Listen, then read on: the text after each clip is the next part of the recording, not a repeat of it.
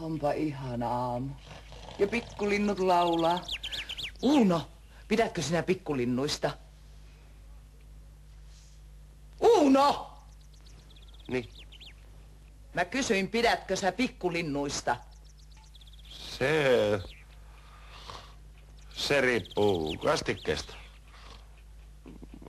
Esimerkiksi tommonen punatulkku muhennus, se on oikein lauas. Talintti maaliskuussa seuraavana.